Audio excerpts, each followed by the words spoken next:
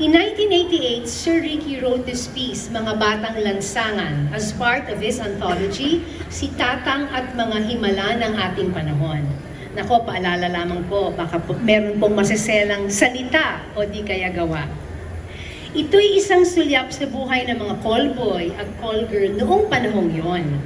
Some things may have changed through the years, but the desperation, the loss of innocence, and pain are still eerily familiar. Please welcome two very good actors known to be experts at their craft, Mr. Luis Alandi and Shai Fonacier.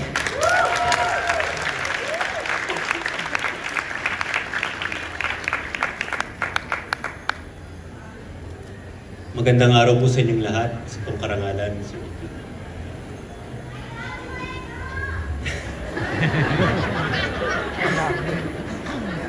Ay, hindi po ako si Egg.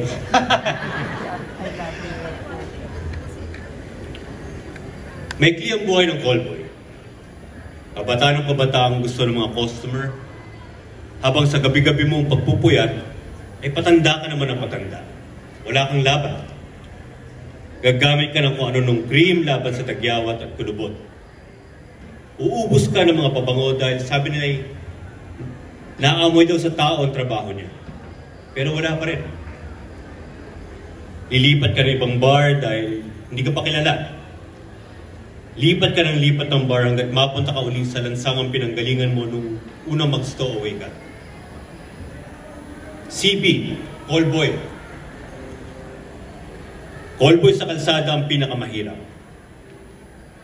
Sa tapat ng mga tindahan o sa dilim ng mga plaza, inahabol mo ang tingin ng bawat magdaan. Pag lumingin ka, ay aalukin mo ang ngiti habang sinasabi ng dibdib mo, sana'y kunin mo na ako.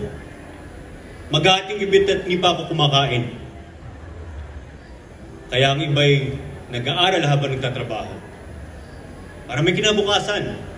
6 16 paguhan. Lagi siyang malinis sa eskwelahan. Laging postura. Pero minsan nabisto siya. Ewan kung sinong makatingdila ang nagsatsat. Sayang, bulungan ng mga kaklaseng babae. Ang gwapo-gwapo pa naman, callboy pala. Ngayon, kapag pumapasok siya, tinitignan siya ng lahat. Walang gusto makipagkaibigan sa kanya. Lagi siyang nag-iisa. Di nagtagal ay tumigil na rin siya sa pag-aaral. Ngayon, kabarkada na niya sina Ronnie. Masaya naman sila. Macho dancing at pa-enter-enter. Drugs at paandar. Umusad man ang gabi, walang iwang customer, may pag-asa pa rin sila. Basta magkasama sila. Pagsara ng bar, 2:00 ng umaga, pupunta sila lahat sa luneta upang salubungin ng umaga.